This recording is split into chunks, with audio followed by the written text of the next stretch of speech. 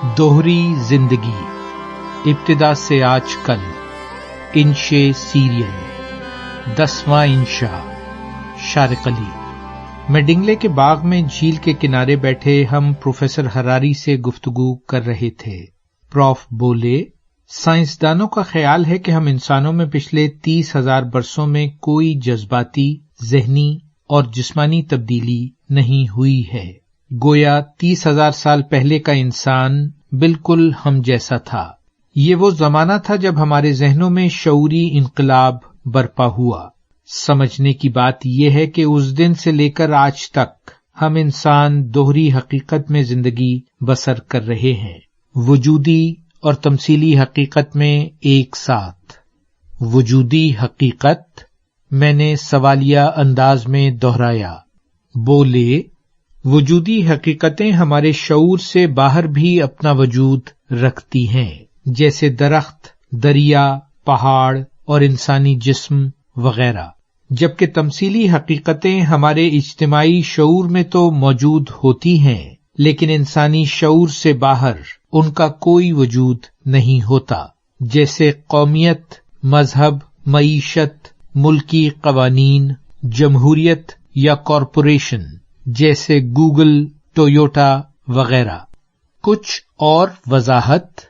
जिन ने कहा, कहने लगे, याद रहे तमसील या कहानी झूठ नहीं होती, बल्कि उससे मुराद है फिक्शन, लोक रिवायत, सकाफती दास्तान या इज्तिमाई तौर पर फर्ज कर ली गई कोई हकीकत।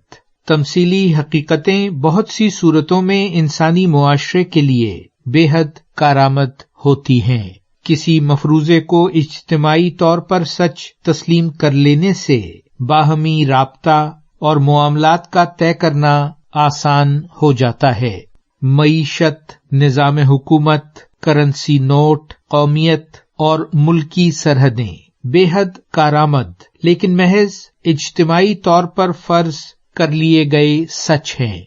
जैसे जैसे इंसान तरक्की करता चला गया तो तमसीली हकीकतें ज्यादा अहम होती चली गईं। जरा गौर करो तो कानून, मईशत और कौमियत में से कोई भी चीज पहाड़, दरिया या शेर की तरह हकीकी वजूद नहीं रखती, लेकिन इन सब की मौजूदगी पर हम सबका मुश्तरका यकीन इन्हें हकीकत बना देता है। फिर ये हमारी जिंदगी की ऐसी ही हकीकतें बन जाती हैं जैसे दरिया, पहाड़ और शेर। आज हम अपनी बका के लिए दरिया, पहाड़ या शेर से ज्यादा अमेरिका, गूगल और बैंक अकाउंट जैसी तमसीली हकीकतों पर ज्यादा इन्हिसार करते हैं। जेक ने कहा, तो फिर झूठे सच्चे ख्वाब और तमसील में क्या फर्क हुआ? बोले, बुनियादी फर्क इज्तिमाई यकीन का है। जैसे किसी बच्चे के जहन में उसका कोई फर्जी दोस्त जिसका इस दुनिया में कोई वजूद नहीं एक मज़क्का खेज ख्याल माना जाएगा, लेकिन जब बहुत सारे लोग किसी तमसीली हकीकत को सच मान लेते हैं, जैसे कौमियत, हुकूमत या लिमिटेड कंपनी मसलन टोयोटा, तो फिर इसका वजूद तमसीली हैसियत में मुस्तहकम हो जाता है और वो हकीकत तस्लीम कर ली जाती है। अब अगर एक, दो या चंद अफराद इससे इनकारी हो भी जाएं, तो इससे कोई फर्क नहीं पड़ेगा, लेकिन अगर अक्सरियत इस तमसीली हकीकत से मुनकिर हो जाए तो इसका वजूद या तो खत्म हो जाता है या नई तमसील के मुताबिक तब्दील हो जाता है।